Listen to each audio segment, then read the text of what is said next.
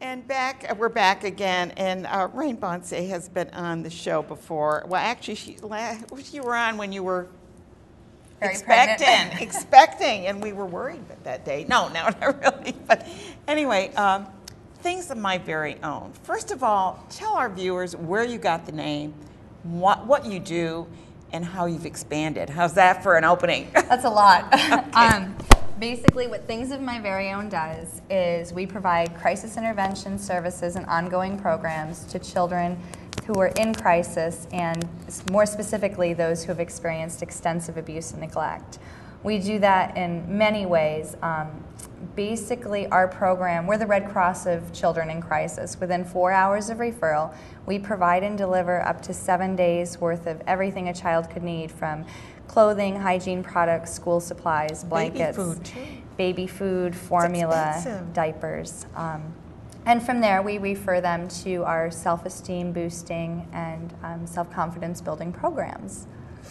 And it's pretty much like what we're talking about with Malawi. I mean, you have to really get them to feel that they're worth something after being neglected and abused. I think the general consensus is people tend to think that the extreme abuse is somewhere else, and it's not. It's happening right here. It's in our neighborhood. It's our next door neighbor. And it doesn't have to be physical. No, it doesn't have to be physical. We've had many children who have been starved for days, and when we get the referral, it'll oftentimes be in the middle of the night, and they can't wait until the next day when the food pantry's open. So we will provide and deliver food for them to sustain them until other referrals can be made. Now you're expanding, and before the show, she kind of shared with me that they've really had an inordinate amount of people coming to them. What's happened? A lot of the larger nonprofit organizations have been forced to cut or eliminate very valuable programs, and we very unexpectedly inherited their caseload. So I would say since probably mid-July, our caseload doubled. So normally we service about 5,000 children annually. I'm sure we're past that. And what areas do you cover?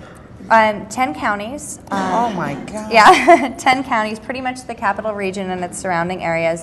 We have been shipping things downstate for storm victims. We've had 2 truckloads went out on Friday, another 2 went out on Saturday.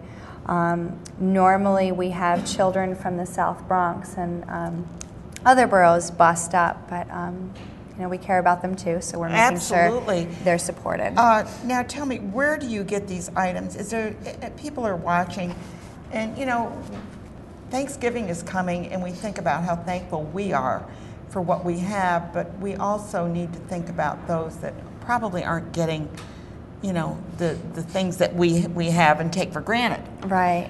How can they help you? Monetary donations are very big right now. People like to give things, and things are great.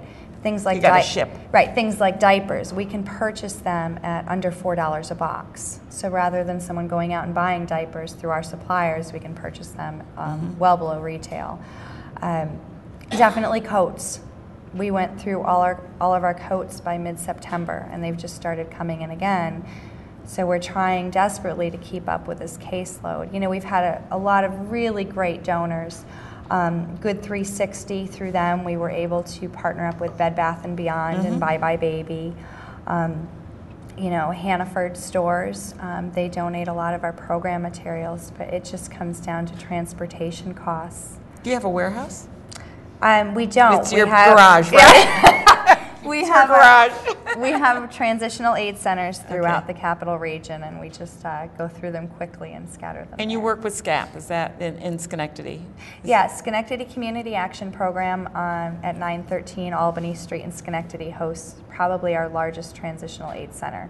They service about 1,000 to 1,500 of our referrals per year.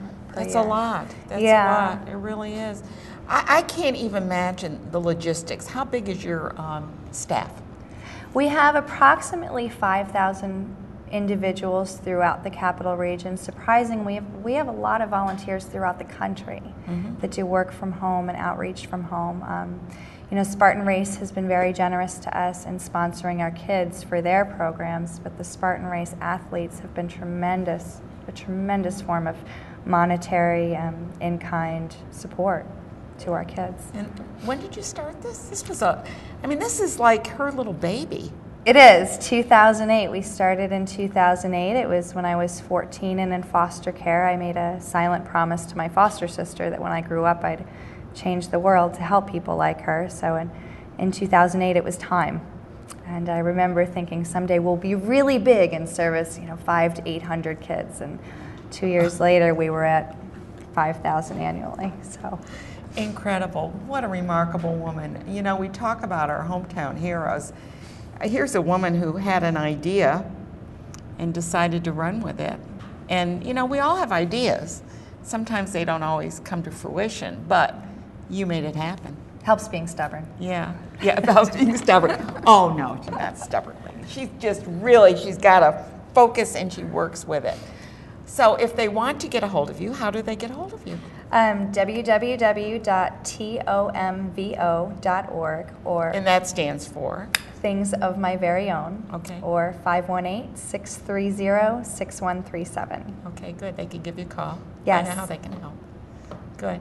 I'm so pleased to have you on. It's always a pleasure to see her because she's doing such great things. And do you have a full-time job besides this, or is this I work about 90 hours a week, so yeah, this is it. We don't close. We're open 24 hours a day. This is a full-time job, plus a little. Yes. Maybe you can give her some help. Yeah. Give her a call. See what you can do. Rayn Boncie, very nice to have you on today. Thank Happy you. Thanksgiving, too.